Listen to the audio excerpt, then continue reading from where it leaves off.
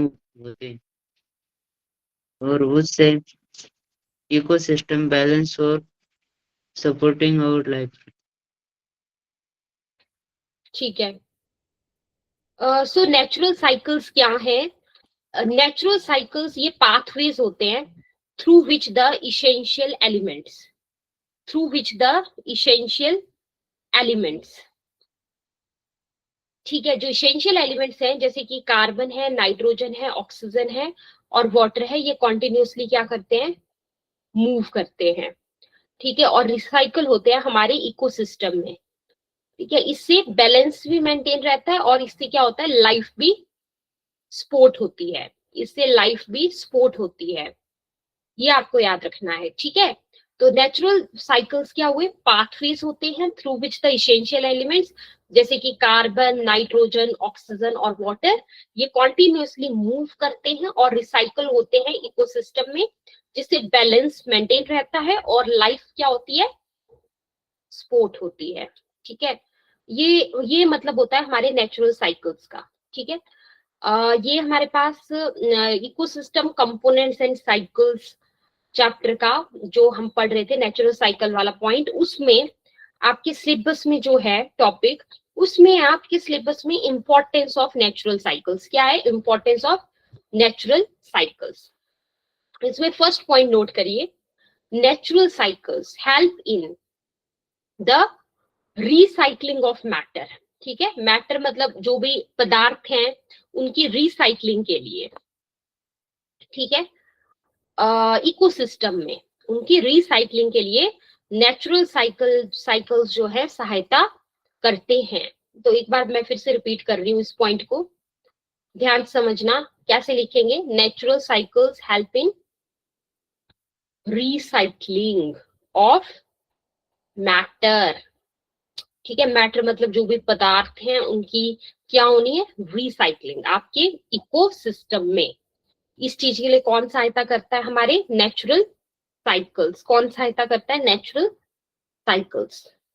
दूसरा पॉइंट आ जाता है इंपॉर्टेंस में, this ensures the continuous supply of, आपको जैसे डेफिनेशन में पहले क्लियर किया।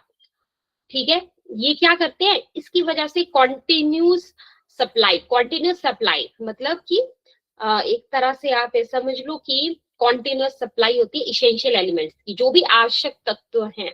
यानी कि इसेंशियल एलिमेंट्स का मतलब हुआ जो भी इसेंशियल, जो एलिमेंट्स का मतलब हुआ जो भी आवश्यक तत्व हैं, जैसे कि कार्बन, ठीक है, जैसे कि नाइट्रोजन, जैसे कि ऑक्सीजन। ठीक है, तो क्या हुआ? They ensure the continuous supply of essential elements like carbon, nitrogen, oxygen, है ना। कार्बन, नाइट्रोजन, ऑक्सीजन का क्या होता है? कॉन्टिन्यूस सप्लाई इससे एंश्योर होता है, ये आपको याद रखना है। ठीक है, इससे क्या इंश्योर होता है? इनका कॉन्टिन्यूअस क्या? सप्लाई। ठीक है, तो मतलब ये कार्बन, नाइट्रोजन और ऑक्सीजन और आवश्यक तत्वों की निरंतर आपूर्ति सुनिश्चित करते हैं। ये भी इसका एक क्या आ जाता है?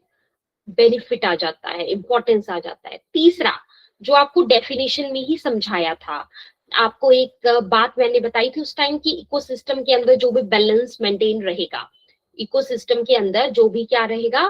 बैलेंस मेंटेन रहेगा।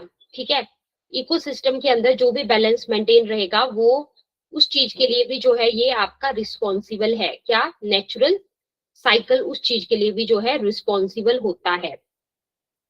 ठीक है, तो देखिए, natural cycles maintain ecological balance by regulating the, क्योंकि क्या होता है? न्यूट्रिएंट्स का फ्लो हो रहा होता है ना। न्यूट्रिएंट्स जो भी मतलब पोषक तत्व हैं, न्यूट्रिएंट्स को क्या बोलते हैं? पोषक तत्व बोलते हैं। एक बार मुझे कंफर्म करिए, यहाँ तक सभी स्टूडेंट्स को क्लियर है? एक बार कंफर्म कर दीजिए,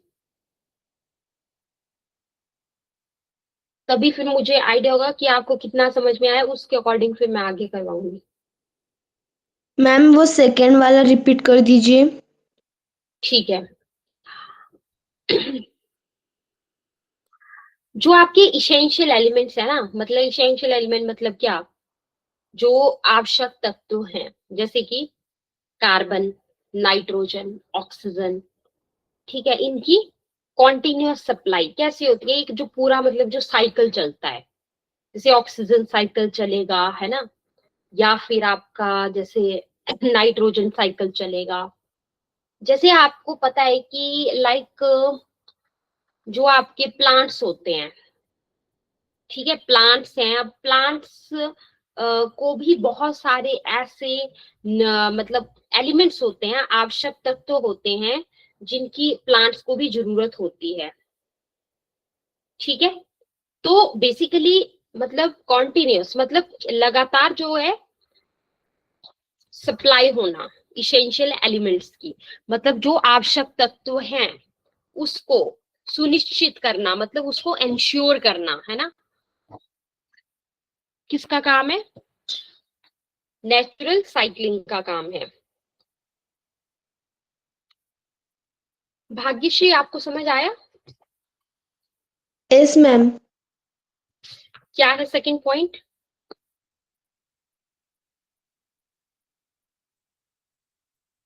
दे ensure the, yes try to explain. Ensure continuous supply करता है एसेंशियल को, और उसके एलिमेंट्स है कार्बन, नाइट्रोजन एंड ऑक्सीजन। ठीक है, कॉन्टिन्यूअस सप्लाई इसेंशियल एलिमेंट्स की, है ना, उसको इंश्योर करना, उसको सुनिश्चित करना। जैसे इसेंशियल एलिमेंट्स क्या हुए हमारे, कार्बन हो गया, ठीक है, आपका नाइट्रोजन हो गया, ऑक्सीजन हो गया, इनकी बात कर रहे हैं हम। इकोलॉजिकल बैलेंस को बनाए रखना, ठीक है, आपको पहले बताया था कि पूरा मतलब लाइक प्राकृतिक, मैंने आपको क्या पढ़ाया कि इकोलॉजिकल पूरा जो बैलेंस, एक तरह के संतुलन, बैलेंस मतलब संतुलन पूरा इकोसिस्टम में। क्योंकि क्या होगा कि जो पोषक तत्व हैं उनका प्रवाह होगा, मतलब उनका फ्लो होगा, किसके थ्रू, नेचुरल साइकिल्स के थ्रू ही होगा ये चीज। तो क्या पॉइंट है, नोट करिए, natural cycles maintain ecological balance by regulating the flow of, किसका, न्यूट्रिएंट्स का फ्लो, किसका फ्लो, न्यूट्रिएंट्स का। नेक्स्ट आती हूँ मैं फोर्थ पॉइंट पे, they prevent the accumulation of waste materials in the net. ये जो आपके पास नेचुरल साइकिल है, ये क्या करते हैं, ये प्रिवेंट करते हैं, मतलब जो वेस्ट मटेरियल्स हैं, है ना, उनका एक्यूमुलेशन, मतलब ऐसा ना हो कि वेस्ट मटेरियल्स हमारे पर्यावरण के अंदर, हमारे एनवायरमेंट के अंदर इकट्ठे हो जाएं, एक्यूमुलेट हो जाएं, या उनका संचय हो जाए, तो उसको रोकता है। एक तो ये पॉइंट आ जाएगा, प्रिवेंट करना मतलब रोकना। फिर आता है natural cycle support life on अर्थ, ठीक है, मतलब ये पृथ्वी पर जीवन का समर्थन करते हैं। Natural cycle support life on अर्थ, मतलब कि ये क्या करते हैं, पृथ्वी पर जीवन का समर्थन करते हैं और एक स्टेबल एनवायरमेंट को प्रोवाइड करते हैं, है ना, मतलब एक स्थिर पर्यावरण को प्रदान करते हैं, ठीक है, नेचुरल साइकिल से। फिर नेक्स्ट आता है, दे help in reducing pollution, pollution को मतलब जो प्रदूषण है उसको जो है कम करना, रिड्यूस करना। क्योंकि इसके द्वारा क्या होता है ना, जो नेचुरल साइकिल्स होंगे, जैसे ऑक्सीजन साइकिल है, नाइट्रोजन साइकिल है, उस तरह से मैं बात कर रही हूँ, उनके थ्रू क्या होगा, हमारा जो हार्मफुल सब्सटेंसेस हैं वो हार्मलेस फॉर्म में, मतलब कि ये हानिकारक पदार्थों को सुरक्षित रूप में बदलकर प्रदूषण को कम करने में मदद करते हैं, ठीक है, ये एक ही हो गया। फिर आ जाता है natural cycles are important for agriculture, agriculture के लिए भी बहुत जरूरी है, ठीक है, क्योंकि as they replenish the soil nutrients. इसका क्या मतलब हुआ कि प्राकृतिक चक्र कृषि के लिए महत्वपूर्ण है, क्योंकि वे मिट्टी के पोषक तत्वों को फिर से भरते हैं। ये क्या करते हैं, मिट्टी के पोषक तत्वों को फिर से भरते हैं, है ना, रेप्लेनिश का मतलब क्या हुआ कि फिर से भरना उसको। फिर और क्या बताया आपको, और देखो आगे, they ensure the survival of all the living organisms by maintaining resource availability, ठीक है, मतलब जितने भी मैम, लिविंग ऑर्गेनिजम्स हैं, हाँ जी बोलिए। मैम वो 7th नंबर का दिखाइए, मेरा नोट करना बाकी है। ठीक है, मैं अभी फिर से दिखाऊंगी इसको समझाने के बाद, ठीक है। पहले आप इसको समझ लो, 8th number okay point. Ma'am.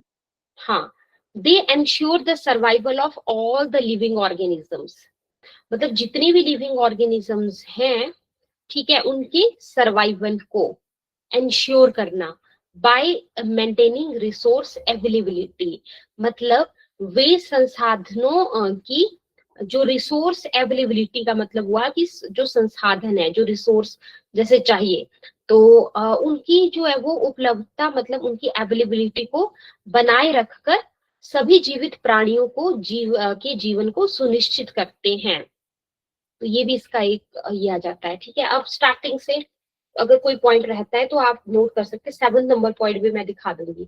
इससे पहले अगर किसी स्टूडेंट का ये first, second, third, fourth point अगर रहता है ना, तो आप नोट कर लीजिए एक बार।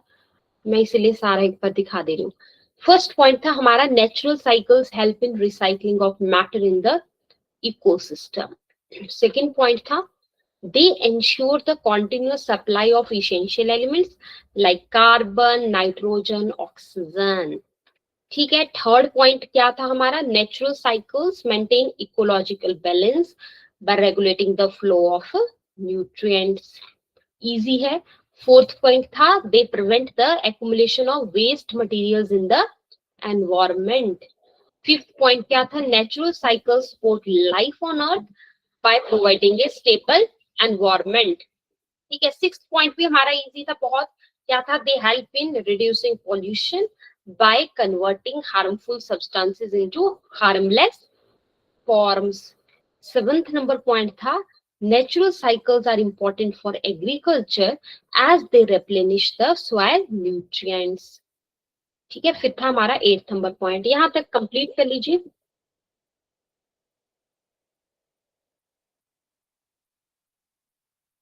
यस मैम, हो गया। ठीक है, समझ में आ गई आपको ये पॉइंट्स? Yes ma'am. ठीक है,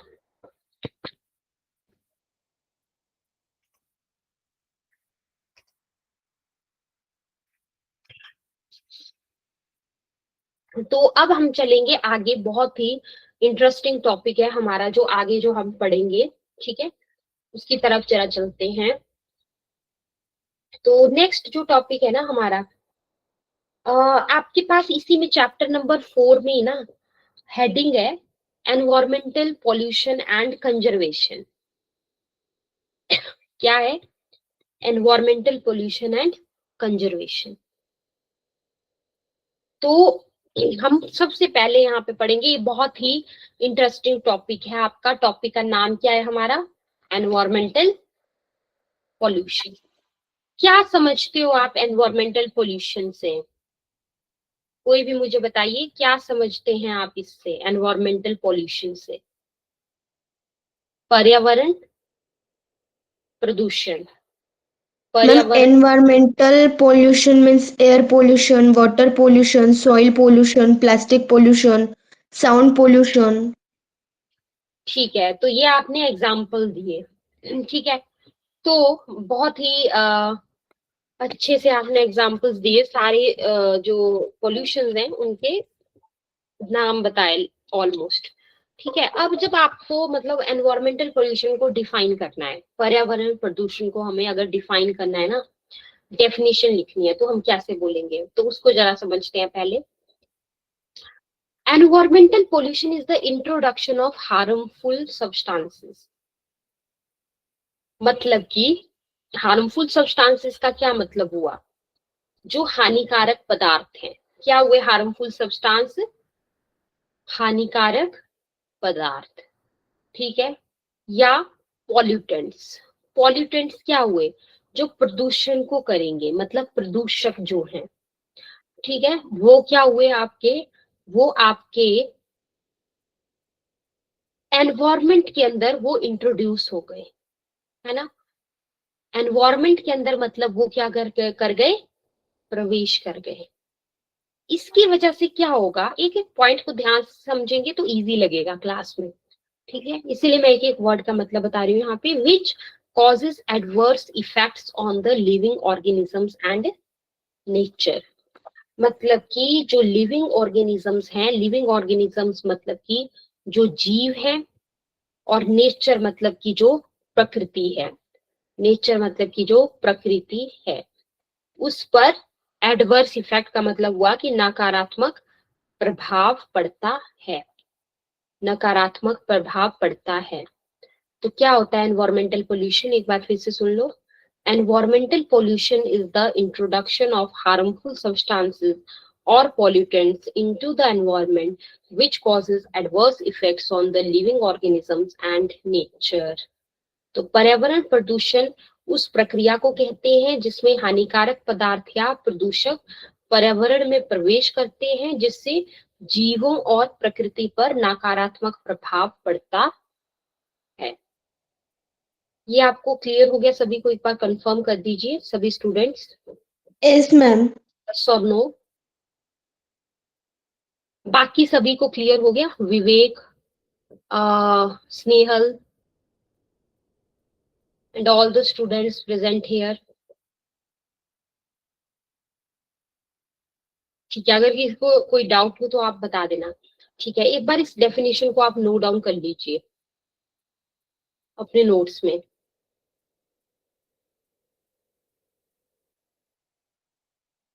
और अगर किसी को कोई डाउट है तो आप पूछ सकते हैं, उस पॉइंट को मैं फिर से रिपीट कर दूंगी। ठीक है, क्योंकि हमारा मेन मैम नोट कर लिया। नोट कर लिया है, ठीक है, ग्रेट। हमारा मेन एम है कि हमें लाइक ऑनलाइन क्लास अगर हम यहाँ पे कर रहे हैं कंडक्ट, तो हमारा मेन एम है कि आपको टॉपिक्स मतलब प्रॉपर नोट्स बनाने हैं, समझना है। अगर कोई चीज प्रॉब्लम आती है, ठीक है, और तो फिर वो आपको बोलना है कि उसको रिपीट करो, तो फिर वो मैं रिपीट कर दूंगी पॉइंट इजी वे में। ठीक है, ओके मैम। हाँ ठीक है, तो चलिए आगे चलते हैं हम।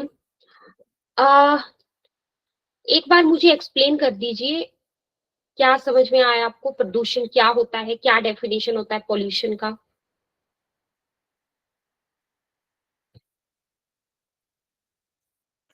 Explain anyone?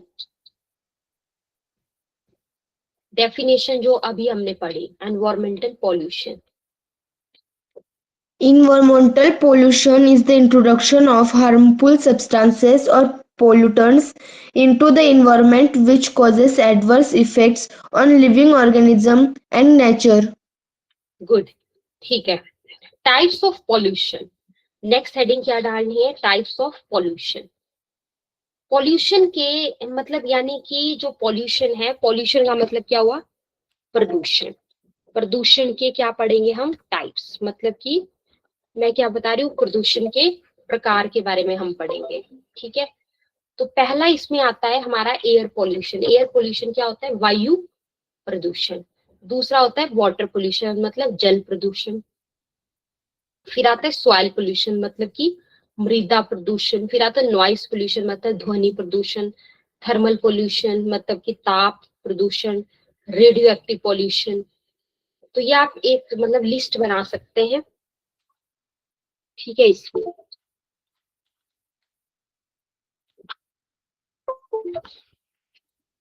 कौन कौन से आते हैं हमारे? एयर पॉल्यूशन, वाटर पॉल्यूशन, और क्या पढ़ा हमने? Soil pollution, noise pollution. Soil pollution, ठीक है, और noise pollution, thermal pollution. ठीक है, थर्मल पोल्यूशन हो गया हमारा, और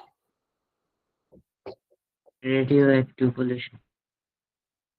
गुड, रेडियो एक्टिव पोल्यूशन। तो ये तो हुए हमारे मतलब पोल्यूशन के जैसे टाइप्स जो इसमें आते हैं हमारे अलग अलग। ठीक है, वो आते हैं। तो एक बार ये लिस्ट प्रिपेयर कर लीजिए।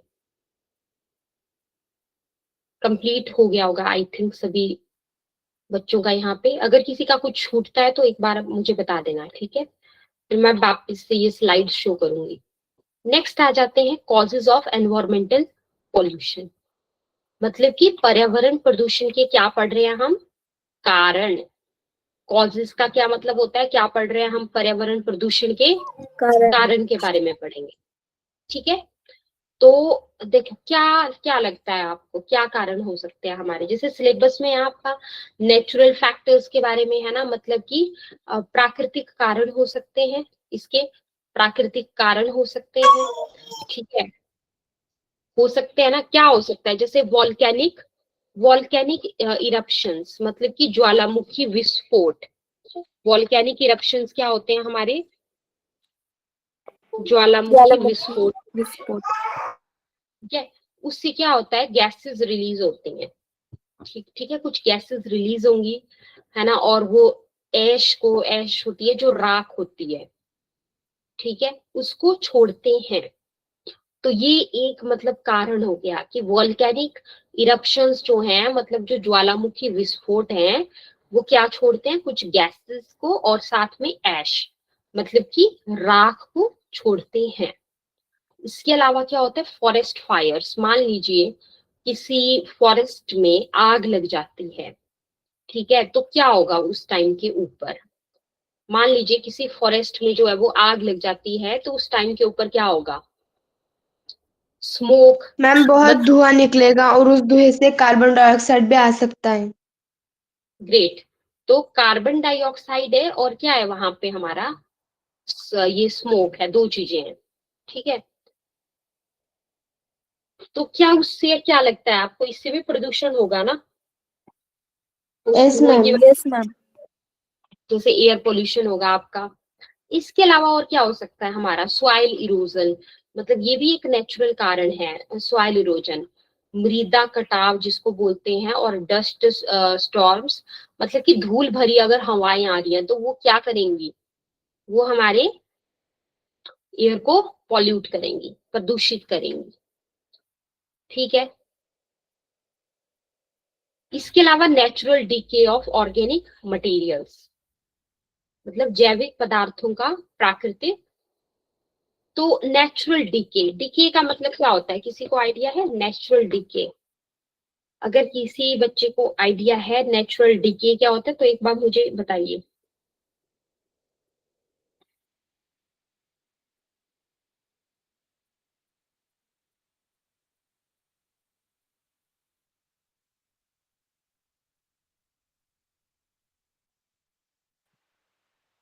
नेचुरल डीके होता है, जो आप लिख लो, नेचुरल डीके होता है ब्रेक डाउन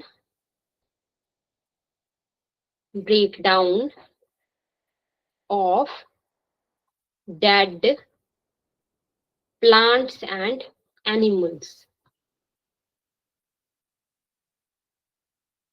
ठीक है, by microorganisms like bacteria and fungi. ठीक है, तो नेचुरल डीके क्या हुआ, break down of dead plants and animals, ठीक है, मतलब जो माइक्रो ऑर्गेनिजम्स है ना, वो क्या कर रहे हैं ना, जो डेड प्लांट्स और एनिमल्स हैं उनको ब्रेक डाउन कर रहे हैं। अब वो माइक्रो ऑर्गेनिजम्स क्या हो सकते हैं, जैसे बैक्टीरिया है, जैसे फंगस है, ठीक है, समझ आया नेचुरल यस डीके का मैम। मतलब। ठीक है, नेचुरल डीके का मतलब क्या हुआ हमारे पास, ब्रेक डाउन किसका, डेड प्लांट्स या एनिमल्स का, है ना, बाय, मतलब कि प्राकृतिक क्षय बोलते हैं इसको, प्राकृतिक क्षय जो होता है, नेचुरल डीके। ठीक है, इसमें जो मृत पौधे हैं और जानवर हैं, उनका जो सूक्ष्म जो जीव हैं, मतलब ये बैक्टीरिया और फंगी जो हैं, वो क्या करते हैं उसको एक तरह से ब्रेक डाउन, मतलब कि उसको तोड़ते हैं।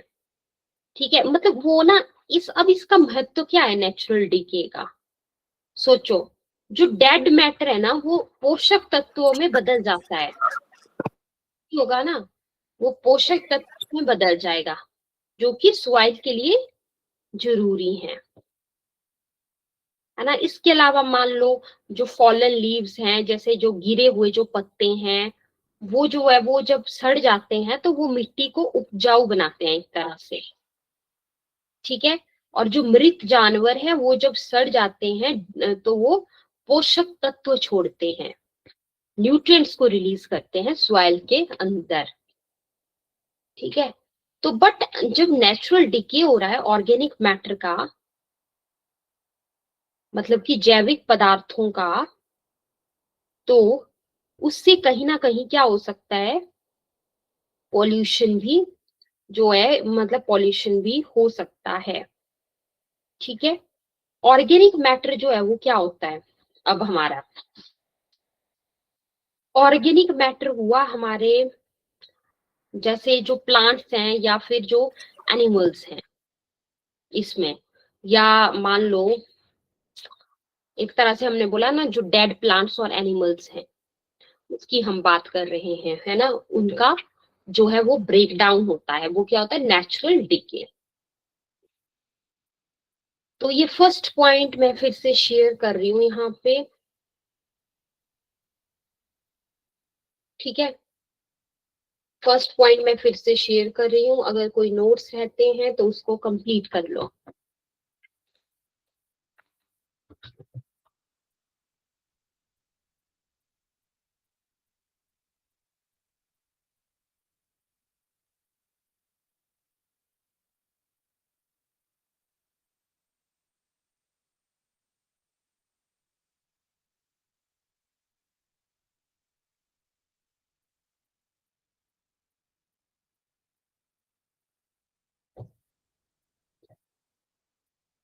ठीक है, हो गया complete first point, forest Yes, fires. ma'am. ठीक है, थर्ड और फोर्थ पॉइंट नोट कर लिया है, एक बार मुझे बताओ।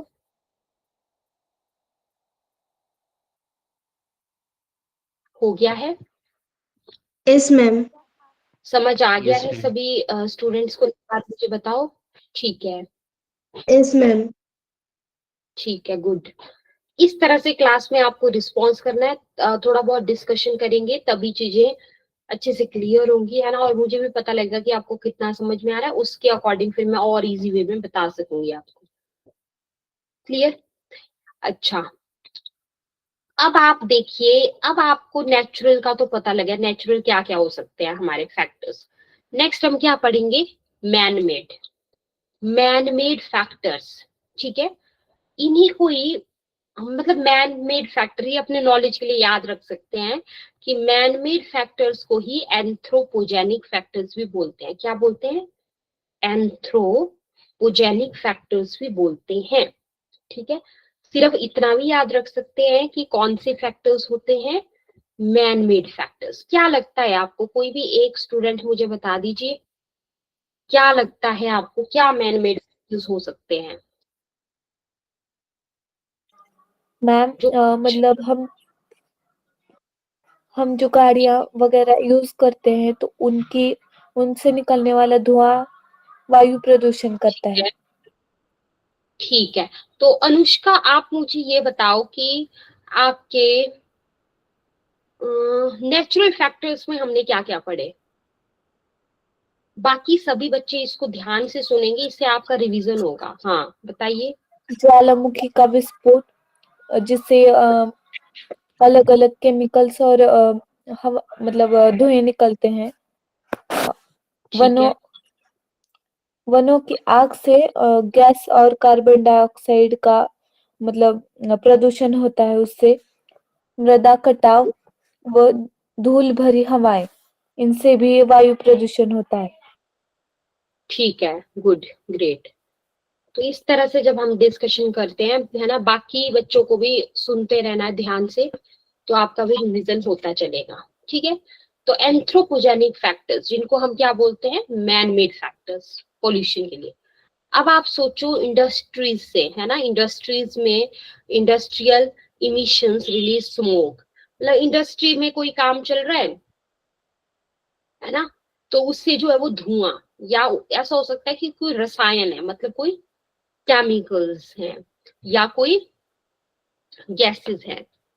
ठीक है, तो इंडस्ट्रियल इमिशंस रिलीज स्मोक, और उसके अलावा केमिकल्स को या कुछ गैसेस को, केमिकल्स को या आपकी क्या कुछ गैसेस को।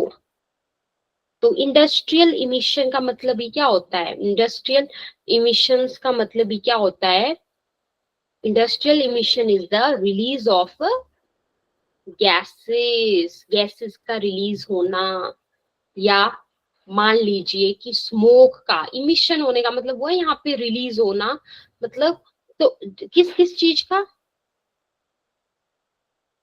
गैसेस का या स्मोक का या अदर हार्मफुल केमिकल्स। का, है ना। अब देखो क्या होगा, हार्मफुल सब्सटेंसेस ही होंगे ना जो कि आपकी एयर के अंदर चले गए, या ये भी हो सकता है कि आपके वाटर के अंदर चला गया कुछ, या ये भी हो सकता है कि सॉइल के अंदर चला गया कोई चीज, मिट्टी के अंदर, ठीक है, जो कि कहाँ से आ रहा है, फैक्ट्रीज से। ऐसा ही होता है फैक्ट्रीज से और इंडस्ट्रीज से। तो ये कहीं ना कहीं इसके लिए कौन जिम्मेवार है, आदमी खुद इसके लिए कहीं ना कहीं जिम्मेवार है। तो ये क्या हुआ, मैन मेड फैक्टर्स में। इसके अलावा vehicle exhaust, exhaust causes air pollution, मतलब वाहनों का जो धुआं होता है ना, vehicle exhaust causes air pollution, मतलब वाहनों का जो धुआं होता है वो क्या करता है, वायु प्रदूषण करता है। इसके अलावा सोचो और क्या हो सकता है, आप जो है वो ये वनों की कटाई कर रहे हैं, डिफॉरेस्टेशन हो रहा है, वनों की कटाई कर रहे हैं, तो एंड वनों की जो कटाई हो रही है और जो भूमि उपयोग में जो बदलाव हो रहा है वो भी इसके लिए रिस्पॉन्सिबल है, ठीक है। लैंड यूज चेंजेस, मतलब अब लोग जो है वो ना अलग अलग, मतलब अपने लाइक बेनिफिट के लिए जो है वो अलग अलग तरह से जो लैंड है उसका उपयोग कर रहे हैं। इसके अलावा और क्या कर रहे हैं लोग, पेस्टिसाइड्स का यूज कर रहे हैं, है ना, जो कीटनाशक होते हैं, फर्टिलाइजर्स का ज्यादा यूज कर रहे हैं, या केमिकल्स का ज्यादा, केमिकल वेस्ट। तो वो ये सारे कहीं ना कहीं रिस्पॉन्सिबल हैं क्या पोल्यूशन के लिए। अर्बेनाइजेशन, मतलब कि शहरीकरण, और इम्प्रॉपर वेस्ट डिस्पोजल, कोई भी कूड़ा कचरा है उसको कहीं पे भी लोग फेंक देते हैं, तो भी कहीं ना कहीं पोल्यूशन का कारण बनता है ना। ये आपकी डे टू डे लाइफ से रिलेटेड है, तो ये इसमें कुछ ज्यादा डिफिकल्ट नहीं है। तो आई होप आपने नोट डाउन कर लिया होगा। ये फर्स्ट पॉइंट है, फर्स्ट पॉइंट इंडस्ट्रियल इमिशन वाला, second vehicle exhaust causes air pollution, third क्या था, deforestation and land use changes, fourth क्या था, use of pesticide, fertilizers, chemical waste, फिर था अर्बेनाइजेशन, मतलब कि शहरीकरण। और मुझे बताओ क्या सभी बच्चों ने नोट्स बना लिए हैं, एक बार मुझे बता दीजिए, कंफर्म कर दो जल्दी। अगर किसी ने कुछ पूछना है, किसी स्टूडेंट ने कुछ पूछना है तो पूछ लो, या समझ में आ गया तो मुझे बता दो एक बार। Yes ma'am.